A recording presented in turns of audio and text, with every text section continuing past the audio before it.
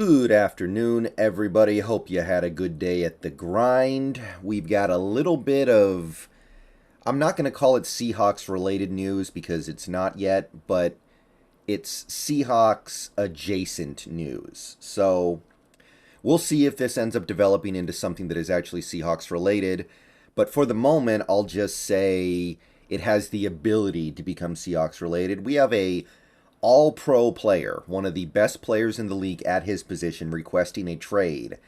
And it seems to be from some sort of disrespect during the contract negotiations.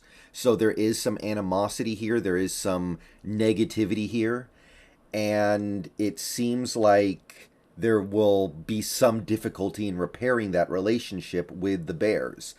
So it is at least possible that Roquan Smith is on the move at some point in the next couple of weeks, I guess, right? The season's not that far away.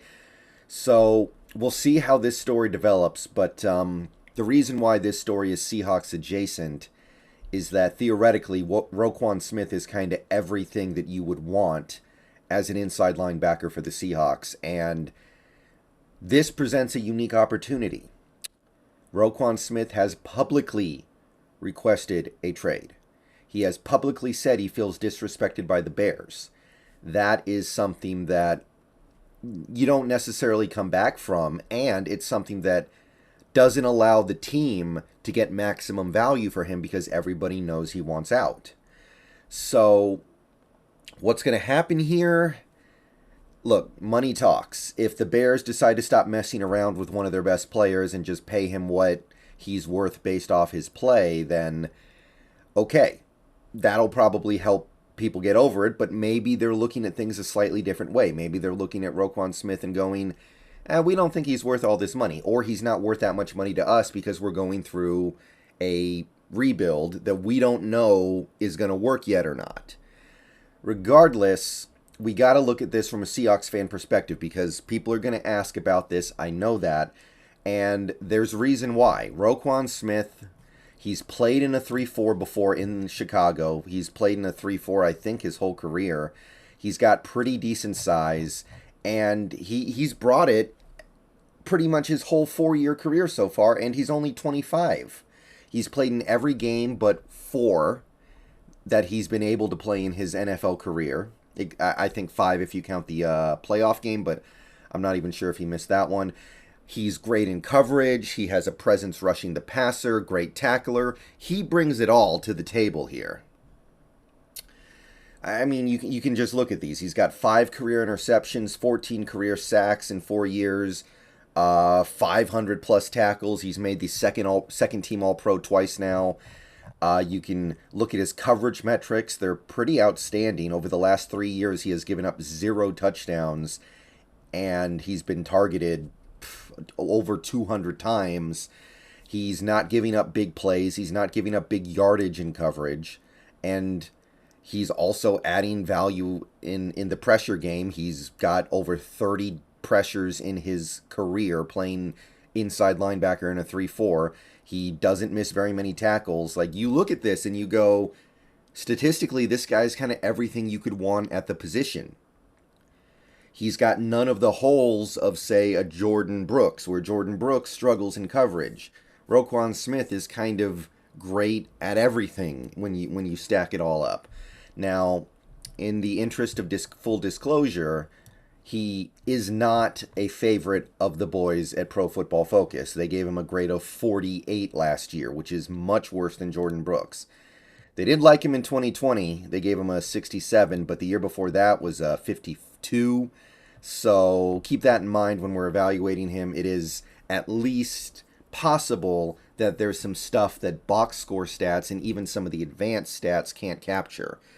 I will say PFF and their work with linebackers, I don't know about it sometimes. Like, they keep giving Patrick Queen these grades of like 30 out of 100, which it's hard for me to believe that if he was that bad, the Ravens would play him, right?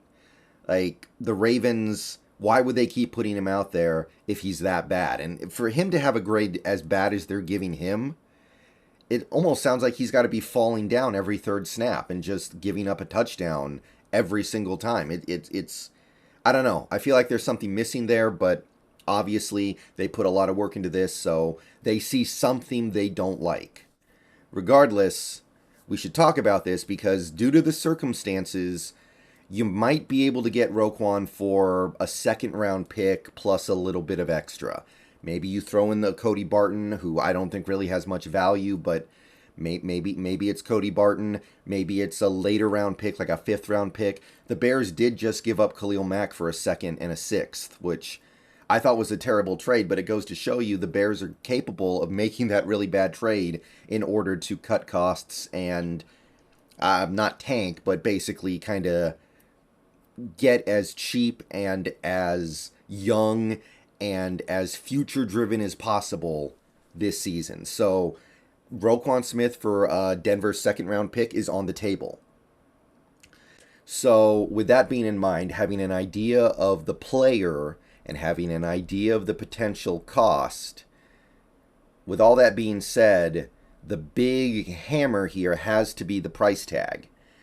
Roquan Smith is an inside linebacker, off-ball linebacker is the way some people put it, who has done basically everything you could ask from a player, and he's still only 25 years old. He wants to get paid.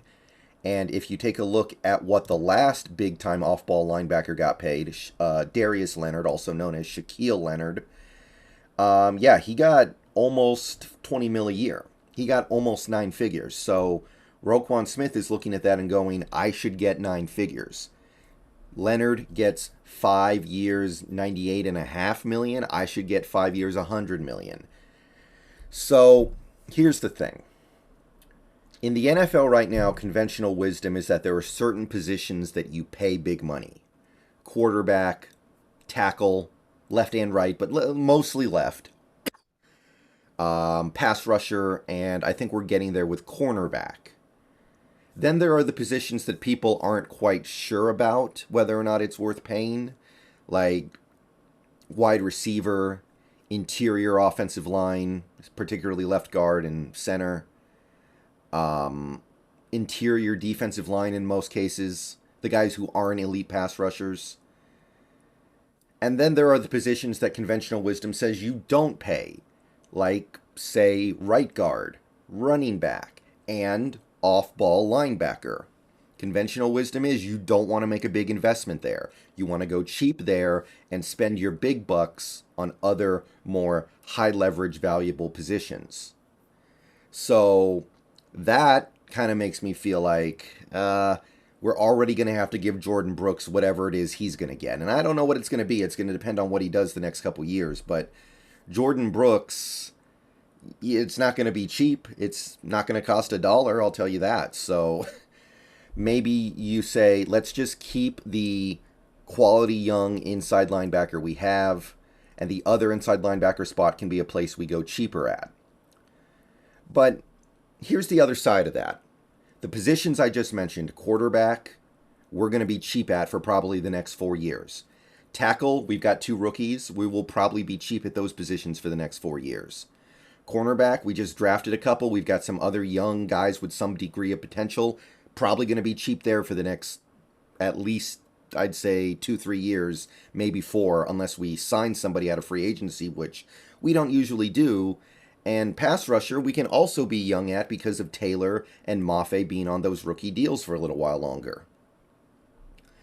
So because of that, do you then go, well, we're cheap at the positions where most teams spend their big money. Therefore, we can afford to spend big at positions that are typically not considered high value. We already kind of have. We've spent big money on safety, and we'll see if that ends up paying off or not. The Jamal thing, like, some people would argue it's already not paid off, which maybe so, but he's going to be here a little while longer, so here we are. We're going to find out. Wide receiver, some people would say you shouldn't spend big money on wide receiver. Well, Metcalf and Lockett are making some of the most money on the team. They have some of the biggest contracts on the team. And inside linebacker, you're not spending big at all these other places. Do you then go, okay, now we can be the team that can spend big here? give big money to Roquan Smith and give Jordan Brooks his extension in a couple of years if he continues to improve. And by the time Roquan's contract comes up, you get to the end of it, then you're going to have to start paying a quarterback if you find one. You're going to have to start paying at tackles if they pan out. Your pass rushers like Taylor and Mafe are going to come up for extensions in the next 2 to 4 years. If they pan out, you pay them. But by the time they come into the big money, Roquan Smith is somewhere else on his third contract if everything goes according to plan. So in the meantime of waiting for that moment when you do have to go spend buku bucks on the quarterback and tackles, pass rushers, corners, maybe you just go, okay, we've got a lot of money that most teams don't have because they're spending their big money at those positions. Let's go against the grain and spend big money at these other positions. It's not a bad idea. There's definitely something to it. At the end of the day, I would still say you're probably not getting your full money's worth when you give big money to a player who plays a position like Roquan. But I do think that you can offset that if you draft well. And I believe we have drafted very well at the tackle spots. I believe that we are set up to be very good with the pass rushers, with Taylor and Mafe. And, you know, don't forget about Alton Robinson and Tyreek Smith as well. I'm not crazy about those guys right now, but they can be quality depth potentially. And at corner, you've got Kobe, rookie contract for a few years. Tariq Woolen, rookie contract. You've got guys like Sidney Jones, cheap. You've got Pete Carroll, who's really good at turning cornerbacks into quality players. So, do you do it?